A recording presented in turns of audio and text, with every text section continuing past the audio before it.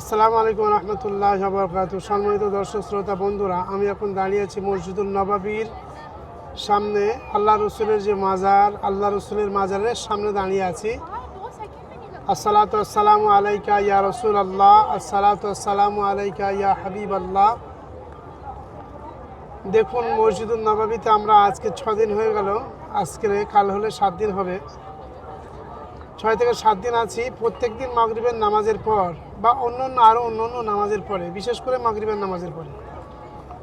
নামাজের পরে দেখুন মানুষের ভিতরে কত একটা আবেগ। দেখুন, হ্যাঁ 8 দিন হয়ে গেছে, 7-8 দিন। মানুষের ভিতরে কত একটা আবেগ দেখুন। যে রসুলকে সৃষ্টি না করলে আল্লাহ পাক রব্বুল আলামিন কিছু সৃষ্টি করতেন না, সেই রসুল আমার এই মসজিদুল নববীর পাশে সবুজ গম্বুজের নিচে শুয়ে আছেন। মানুষ এক নজর শুধু একটু মাজার শরীফটা দেখার জন্যে, সালাম দেওয়ার জন্যে পাগলের মতো, পতঙ্গের মতো তারা দেখুন সারি দিয়ে লাইন দিয়ে হাজার হাজার মানুষ এরকম করে চতুর্দিকে দাঁড়িয়ে, চতুর্দিকে। আমাদের নবী, যে নবীকে আল্লাহ পাক সৃষ্টি না করলে কিছু সৃষ্টি করতেন না। আমরা বিভিন্ন রকম, এখানে আপনারা দেখবেন সারা পৃথিবীর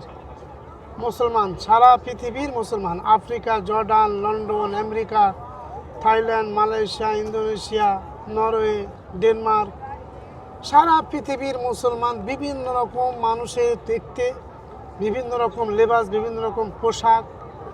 এখানে কিন্তু কোনো মজাবের ব্যাপার নেই। এখানে কোনো যে লাম্বা টুপি, গোল টুপি, হাত ঝাড়া, এরকম কোনো ব্যাপার নেই। যে যা খুশি করছে, এখানে কারোর কোনো রকম বাধা নেই। তো আল্লাহ পাক রব্বুল আলামিনের যে নিয়ামত, আমরা যে আখরি জামানার নবীর উম্মত হতে পেরেছি, এটা আমাদের জন্য বড় সৌভাগ্যবান কপাল।